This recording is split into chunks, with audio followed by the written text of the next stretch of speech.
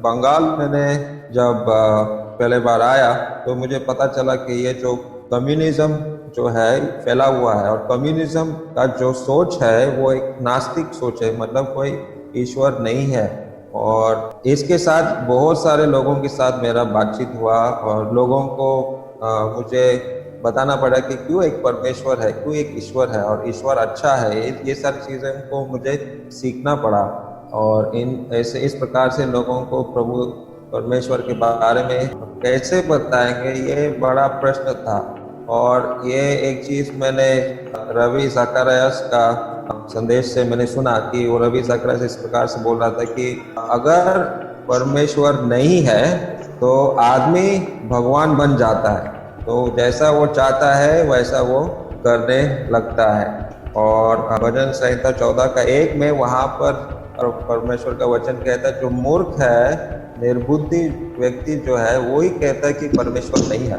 और दूसरा बात ये ऐसा रवि ज़करयास ने बोला कि आपका शरीर आपका मन बन जाता है, मतलब जो भी आपके मन में है वैसे ही आप करने लगते हैं। और अगर रोमी का 1 अध्याय 24 से 32 तक जब पढ़ते हैं तो बहुत अलग अलग प्रकार के पापों के बारे में हम लोग पढ़ सकते हैं। तो जरा कोई भाई अगर आप इन वचनों को पढ़े तो अच्छा होगा। Romans chapter 1 versus 24 to 32। इस कारण परमेश्वर ने उन्हें उनके मन की अभिलाषाओं के अनुसार अशुद्धता के लिए छोड़ दिया कि वे आपस में अपने शरीरों का अनादर करें, क्योंकि उन्होंने अपने मन के अनुसार, थैंक यू ब्रदर, तो वहाँ पे साफ लिखा है कि अपने मन के अनुसार उन्होंने पाप करना शुरू किया। और आगे जो भी वचनों को अगर पढ़ेंगे, उन पदों को पढ़ेंगे तो ऐसे ऐसे पापों के बारे में आपको पढ़ने को मिलेगा, और बहुत ही खराब प्रकार के पाप है वहाँ पे लिखा है। तो उदाहरण के लिए आप थोड़ा सा वर्स 29 and 30 रीड। इसलिए वे सब प्रकार के अधर्म और दुष्टता और लोभ और बैर भाव से भर गए, और डाह और हत्या और झगड़े और छल और ईर्ष्या भरपूर हो गए, और चुगलखोर, बदनाम करने वाले, परमेश्वर से घृणा करने वाले, दूसरों का अनादर करने वाले, अभिमानी, डींग मार, बुरी बुरी बातों के बनाने वाले, माता पिता की आज्ञा ना मानने वाले, निर्बुद्धि, विश्वासघाती, माया रहित और निर्दय हो गए। Thank you brother. तो देखो किस प्रकार के पापे जो है, जो लोग परमेश्वर को नहीं मानते, तो इस प्रकार के पाप जो है और भी बढ़ना लगता है। और इतिहास इसका गवाही है कि जिन लोगों ने परमेश्वर को इनकार कर दिया, और उन देशों में सबसे बड़ा पाप, सबसे बड़ा हत्या उन देशों में हुआ। फॉर एग्जाम्पल अगर आप चीन देश को ही लेंगे, ऐसा बोला जाता है कि जो वो एक नास्तिक देश है, और इस नास्तिक देश में 10 करोड़ से भी ज़्यादा लोगों का हत्या उन्होंने किया, और ये एक नास्तिक राज्य है। उसी प्रकार आप रशिया को भी देखो, रूस जो देश है वो भी एक नास्तिक देश था, कम्युनिज्म के सोच के अनुसार जो चलने वाले जो देश था।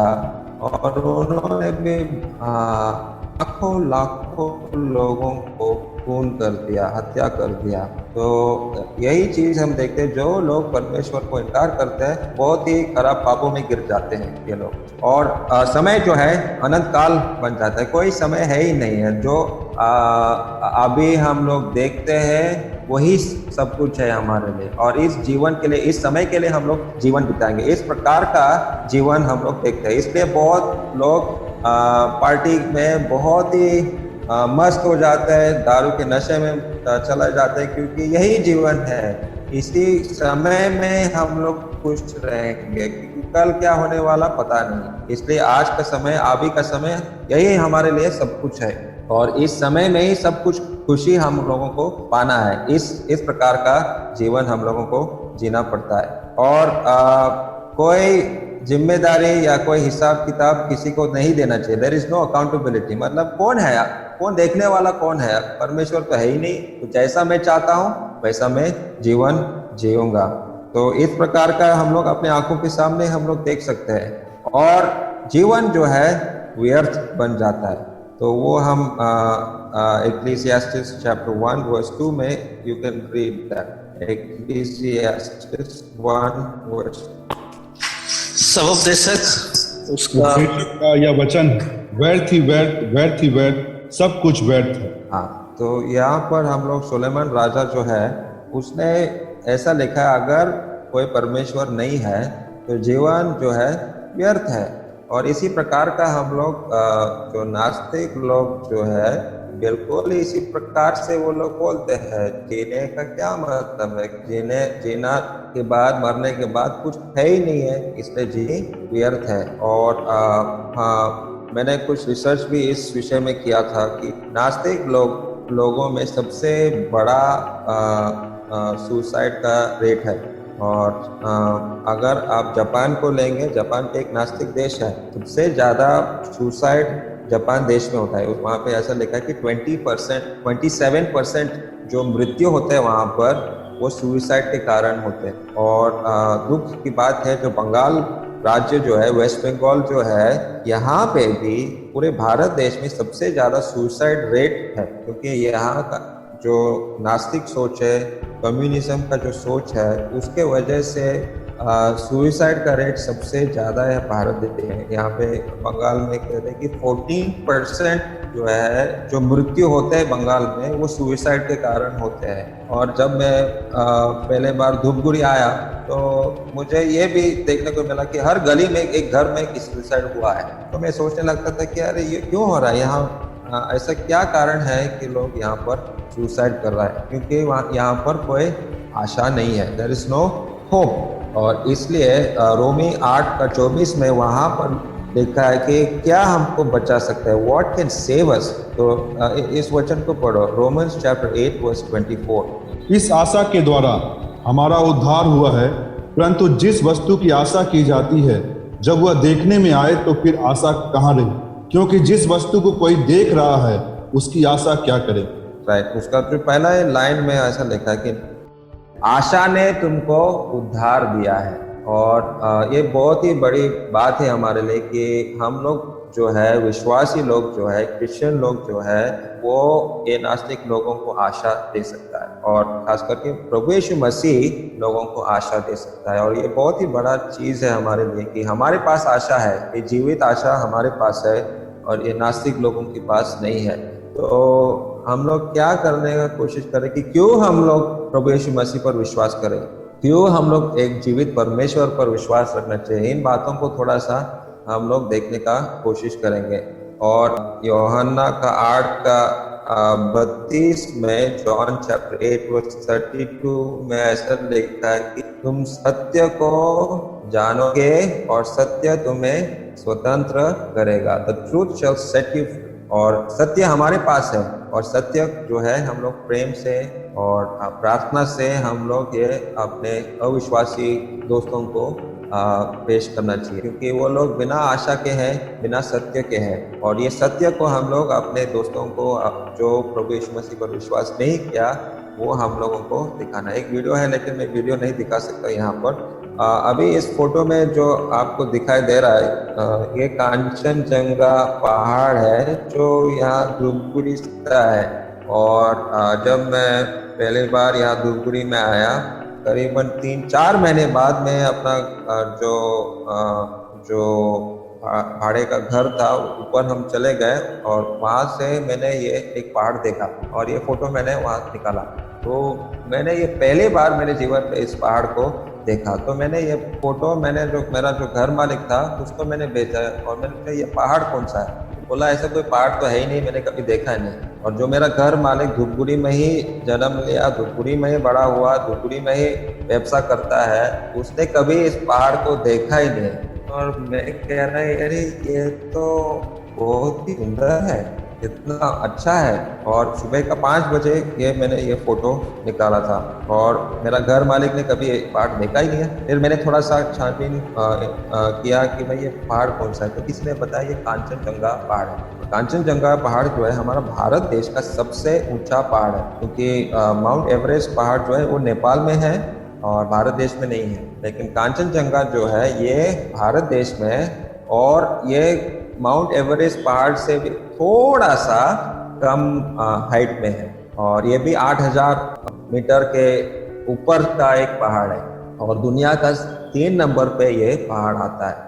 तो पहला नंबर नेपाल में आता है, माउंट एवरेस्ट। दूसरा नंबर पाकिस्तान, जो कश्मीर, पाकिस्तान ऑक्यूपाइड कश्मीर में, वहां पर माउंट केटू है, वो 2 नंबर। और 3 नंबर ये है पहाड़ कंचनजंगा माउंटेन। और बोला जाता है कि ये सबसे कठिन है इस पहाड़ पर चढ़ने के लिए। तो एक बात मेरे समझ में आई कि जो सच्चाई जो है हमारे सामने रखा है, लेकिन सच्चाई को कोई लोग देखना नहीं चाहता। और इसी प्रकार से हम लोग देखते कि ये जो पहाड़ जो सबके आंखों के सामने है, लेकिन कोई देखना नहीं चाहता है। और मेरा घर मालिक जो था, उसने अपने आंखों को उठाकर देखा ही नहीं कि इस प्रकार का एक पहाड़ इतना सुंदर है, हमारा दुख दिखता है।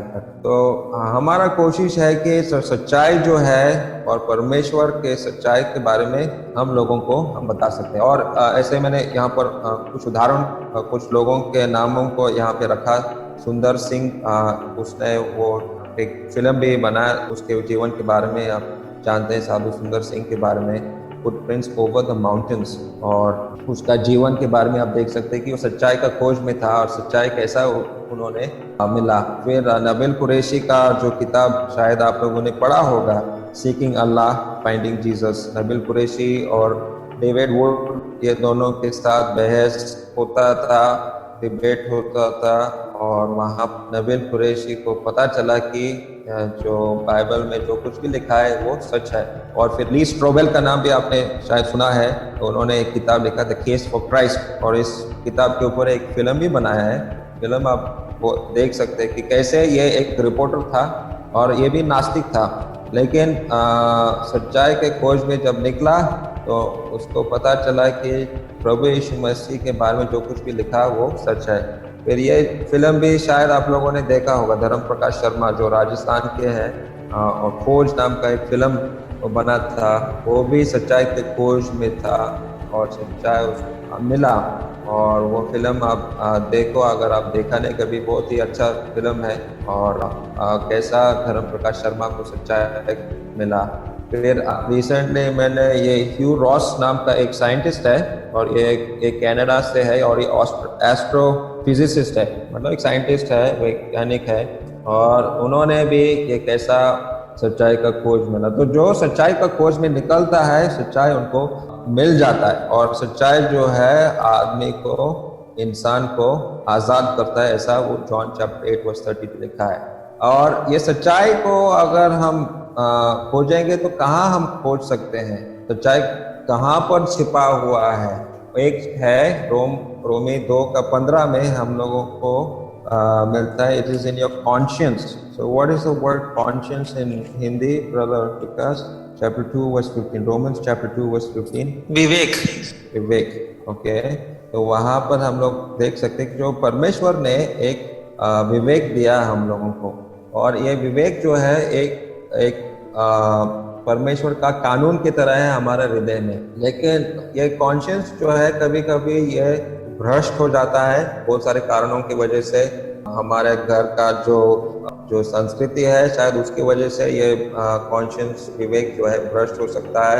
गलत दोस्तों की वजह से भी ये विवेक जो है शायद गलत हो सकता है। लेकिन बहुत बार ये विवेक जो है हमेशा हम लोगों को सच्चाई के बारे में, सच्चाई के रास्ते पे लाता है। और ये कॉन्शियंस जब सच्चाई को सुनता है, खास करके जो प्रभु यीशु मसीह के बारे में और सच्चाई के बारे में, तो वो कॉन्शियंस जो है, विवेक जो हमारे अंदर है, वो जैसे जिंदा हो जाता है और हमारे मन को कहता है कि जो आप सुन रहे हैं वो सच है।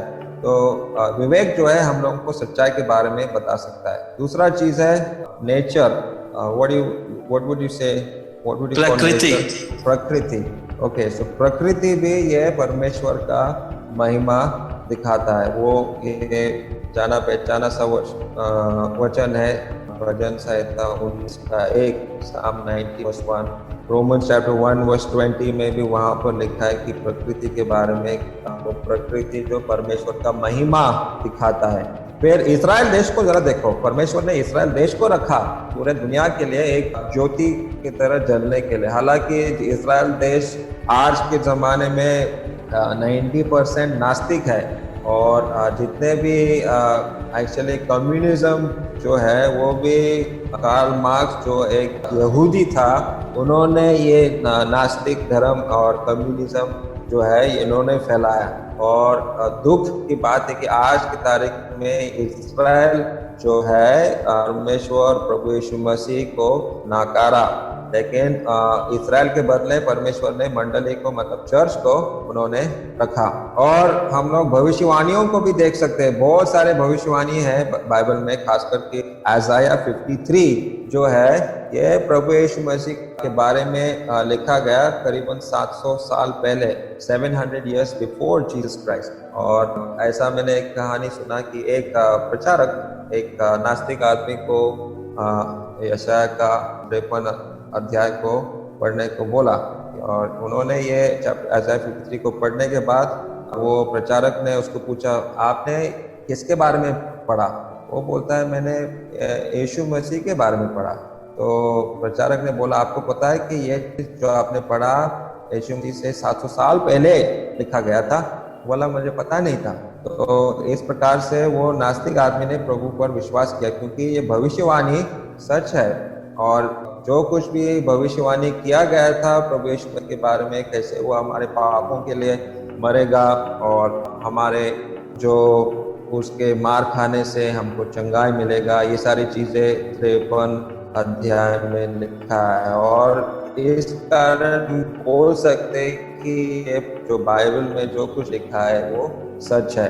और लोग, आप हर मसीह व्यक्ति जो है सच्चाई के बारे में परमेश्वर ने रखा है। You and me are suppose to be witnesses. हम लोग एक गवाही करके इस दुनिया में रहना चाहिए, ठीक है। और ये भजन संहिता 97:6 में ऐसा लिखा है, स्वर्ग प्रभु की धार्मिकता घोषित करता है, समस्त जातियां की महिमा का दर्शन पाती। और जो ब्रह्मांड जो है वो परमेश्वर के बारे में बताता है, और सिर्फ परमेश्वर के बारे में नहीं बता रहा है, लेकिन उसका महिमा हमको दिखा रहा है। और इस प्रकार से कुछ चीज़ें हैं हम लोग देख सकते हैं। और मैं फ्रैंक टूरिक नाम का एक अपोलोजिस्ट है, और ये अपोलोजिस्ट ने भी बहुत सारे चीज़ें बोला है जो क्यों बाइबल सच है, क्या कारण है कि हम लोग पवित्र शास्त्र पर विश्वास रखते हैं। वो एक 5 कारण उन्होंने दिया, लेकिन इन 5 कारणों को हम लोग देखने वाले नहीं। लेकिन एक कारण मैं आपके सामने रखना चाहता हूँ, वो second law of thermodynamics, that is ऊष्मागतिकी का दूसरा नियम। अभी I am not an expert in Hindi, so sorry, please forgive me for my pronunciation. मेरा हिंदी के लिए आप मुझे क्षमा कीजिए, मैं हिंदी में इतना परफेक्ट नहीं हूँ। लेकिन the second law of thermodynamics जो है वो क्या कहता है कि फोटो नहीं आ रहा है, okay, energy is transferred from hot to cold. मतलब जो उदाहरण है कि जो गर्म चीज जो है ठंडा क्यों हो जाता है, तो वो दिखाता है कि जो एनर्जी जो है वो खत्म होता है। और इसको बोलता है, इंग्लिश में बोलता है एंट्रोपी। एंट्रोपी इसका मतलब जो सूर्य जो है, सूर्य का जो तेज जो है धीरे धीरे कम हो रहा है, और 1000 साल बाद, 2000 साल बाद, 1 करोड़ साल बाद वो सूरज का जो तेज जो है घटेगा। और लोग कहते हैं कि पृथ्वी जो घूम रहा है वो और भी धीरे धीरे हो रहा है। तो क्यों हो रहा है? तो इसका कारण है entropy, second law of thermodynamics. तो ये सेकंड लॉ ऑफ थर्मोडायनेमिक्स के वजह से हम लोग बोल सकते हैं कि दुनिया जो है उसका एक शुरुआत था। There was a beginning for the universe. अभी क्यों ये हमारे लिए इम्पोर्टेंट है, क्यों हमारे जो मसीह लोग हैं कि दुनिया का शुरुआत हुआ था, ये क्यों बहुत ही महत्वपूर्ण बात है? क्योंकि सिर्फ बाइबल सिखाता है कि दुनिया का शुरुआत हुआ है। आप कोई भी धर्म किताब, मतलब हमारे भारत देश में जो धर्म किताब पाए जाते हैं, वहाँ पर दुनिया जो है अनंत काल के लिए है, ऐसा वो लोग उनका सोच है। There was no beginning for the, सिर्फ बाइबल सिखाता है कि दुनिया का शुरुआत हुआ था, there was a beginning। इसलिए जो साइंटिस्ट लोग जो कह रहे हैं और बाइबल जो कह रहा है वो एक ही है कि दुनिया का शुरुआत हुआ। लेकिन हमारा भारत देश की जो धर्म किताब हम लोगों को यहाँ मिला है वो कहता है कि दुनिया हमेशा के लिए था। तो इस प्रकार से हम लोग ये बोल सकते हैं कि जो बाइबल का सच्चाई जो है और दुनिया में जो कुछ भी हो रहा है वो सच है। साइंटिस्ट लोगों ने, वैज्ञानिक लोगों ने जो पाया है और बाइबल जो कह रहा है वो देयर इज नो कॉन्ट्रडिक्शन, मतलब कोई डिफरेंसेस नहीं है। ओके, और द लॉ ऑफ डीके मतलब एंट्रोपी जो है उसके वजह से क्या हो रहा है, पाप भी बढ़ रहा है। ओके, और पाप बढ़ने की वजह से जो दर्द दुख ये बढ़ रहा है, काम बढ़ रहा है। तो इस प्रकार का जो हम लोग देख सकते हैं कि दुनिया में जो कुछ भी हो रहा है, पाप क्यों बढ़ रहा है दुनिया में, इस प्रकार की चीज़ें जो आज हम लोग ये महामारी का समय भी है, ये क्यों हो रहा है, इनके पीछे बहुत ही सारे कारण हैं और मुख्य कारण जो है पाप। दुनिया जो है पाप में गिर गया और इसलिए ये लॉ ऑफ एंट्रोपी जो है ये हमारा दुनिया को चला रहा है और दुनिया जो है धीरे धीरे और भी खराब हो रहा है। और इसलिए प्रकाशित वाक्य का किताब में जब हम पढ़ते हैं, परमेश्वर जो है एक नया आकाश और नया पृथ्वी बनाने वाला है। So there is a happy ending. अंत में जो कुछ भी हम लोग बाइबल में देखते हैं कि परमेश्वर जो है सब कुछ नया बनाने वाला है और ये सारी चीजें नष्ट होने वाला है। और ये बात सच है, वैज्ञानिक लोग भी सच कह रहे कि ये दुनिया जो है धीरे धीरे ये नष्ट हो जाएगा एंट्रोपी के वजह से, और वो बिल्कुल सही है। इसलिए परमेश्वर जो है एक नया आकाश और पृथ्वी को बनाने वाला है। ओके, और ये चीज मैंने बहुत सारे नास्तिक लोगों के साथ मैंने ये चीज बताया, क्यों हम लोग बाइबल पर विश्वास रखना चाहिए और क्यों प्रभु यीशु मसीह सच कह रहा है। तो ये रवि ज़ाकरियास ने भी ये बोला है, 4 कारण रवि ज़ाकरियास ने क्या है। What is the origin? Origin meaning morality and destiny. और ओरिजिन का मतलब जो शुरुआत, अगर आप कोई भी धर्म का को अगर आपको एग्जामिन करना है, मतलब उसका थोड़ा स्टडी करना है, भाई उसका शुरुआत कहाँ कैसा हुआ और जीने का मतलब क्या है उस धर्म के अनुसार। और उस धर्म में हम लोगों को वो जो moral standards, what would say for moral standards for विकास, नैतिक जिम्मेदारियां, नैतिक जिम्मेदारी। ओके, तो क्या नैतिक जिम्मेदारी वो हमको सिखाता है। और अंत में आपका जो अल्टीमेट डेस्टिनी, मतलब भविष्य में आप कहाँ जाएंगे, आपका क्या होने वाला है। तो ये अगर आप कोई भी धर्म में अगर आप लागू करेंगे तो आपको मिलेगा कि जो बाइबल में जो कुछ भी सिखाया गया है उसी में ही मतलब है, उसी में ही सच्चाई है। क्योंकि आप ये 4 चीज़ें जो है आप नास्तिक धर्म को अप्लाई कर सकते हैं, हमारा भारत देश में जो भी धर्म हमको के सामने ये को रखो, और ये आप अपने दोस्तों को, अभी ये जो बातें जो है आप सिर्फ अपने जो करीब के दोस्त लोग जो है जो आप पर विश्वास करते हैं उनके साथ आप ये बहस कर सकते हैं, ये डिस्कशंस आप कर सकते हैं। हर किसी आदमी के साथ ये चीज़ें आप नहीं बोल सकते, लेकिन जो आपके करीब है लेकिन प्रभु में नहीं आया, उनके साथ आप ये डिस्कशंस कर सकते। ओरिजिन मतलब शुरुआत है। और मैं अगर बोलूँगा तो मैं संस्कृत के बारे में मैं थोड़ा सा छानबीन करना शुरू किया। अभी संस्कृत शुरू कब हुआ? लोग कहते हैं कि संस्कृत जो है बहुत पुराना भाषा है, लेकिन जब हमने थोड़ा रिसर्च किया और जो वैज्ञानिक लोगों ने जो उनको मिला और आर्कियोलॉजी से जो सच्चाई हमको मिला, तो मैं आपको बताऊंगा कि संस्कृत जो है पुराना भाषा नहीं है, क्योंकि ये संस्कृत भाषा हमारा प्रभु यीशु मसीह से पहले कहीं पे भी लिखा हुआ नहीं मिला। ठीक है, आप विश्वास नहीं करेंगे, लेकिन आप अपने दिमाग और आपका खुद का रिसर्च कीजिए और संस्कृत कितना पुराना भाषा है आप थोड़ा सा छानबीन कीजिए और आपको आप हैरान हो जाएंगे कि ये जो झूठ हम लोगों को बोला गया है कि संस्कृत जो है बहुत ही पुराना भाषा है, ये बहुत ही बड़ा झूठ है और हमारा भारत देश इस झूठ पर विश्वास कर रहा है। और मैं आपको एक बता सकता हूँ, अगर आप हमारा जो पैसा लेंगे, सोचो आपने 100 रुपए का नोट देखा, 100 रुपए का नोट में हम लोगों को अशोक स्तंभ दिखाई देंगे। अशोक स्तंभ क्यों है हमारा भारत देश के नोटों? इसका कारण यह है क्योंकि जो भी सबसे पुराना चीज हम लोगों को पाया है वो जो अशोक का समय के चीजों के, और अशोक ने जो भी कानून उन्होंने लिखा वो उन्होंने कौन सा भाषा का इस्तेमाल किया है।